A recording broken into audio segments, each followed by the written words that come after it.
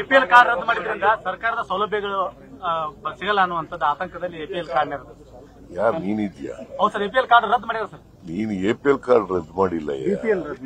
BPL ರದ್ದು ಮಾಡಿ APL ಯಾರು ಅನರ್ಹರಿದ್ದಾರೆ ಅವ್ರಿಗೆ ಕೊಡಲ್ಲ ಅಂತ ಹೇಳಿದೀವಿ ಅಷ್ಟೇ.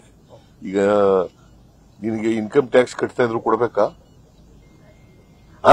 ಅಲ್ಲ ಕೊಡ್ಬೇಕೇನ್ರಿ? ಸರ್ಕಾರಿ ನೌಕರರಾಗಿದ್ರು ಕೊಡ್ಬೇಕಾ? ಅಂತ್ಯವು ಮಾತ್ರ.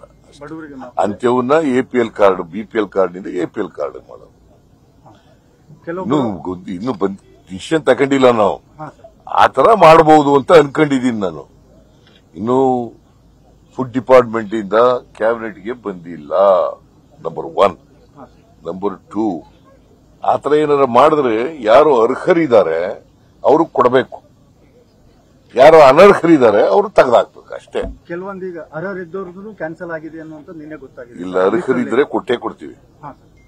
ಅರ್ಹರಿದ್ರೆ ಯಾರಿಗೂ ತಪ್ಪಿಸಲ್ಲ. ನಾನು ಬಹಳ ಕಟ್ಟುನಿಟ್ಟಿನ ಇನ್ಸ್ಟ್ರಕ್ಷನ್ಸ್ ಅನ್ನ ಕೊಟ್ಟಿದ್ದೇನೆ ಫುಡ್ ಅಂಡ್ ಸಿವಿಲ್ ಸಪ್ಲೈಸ್ ಡಿಪಾರ್ಟ್ಮೆಂಟ್ನವ್ರಿಗೆ. ಯಾರು ಅರ್ಹರಿದ್ದಾರೆ ಅವ್ರು ಯಾರು ಕೂಡ ಕೈ ಬಿಡಬಾರದು. ನ್ಯೂಸ್ ಫಸ್ಟ್, ನಿರ್ಭೀತಿಯಿಂದ ನಿಮ್ಮ ಪರವಾಗಿ.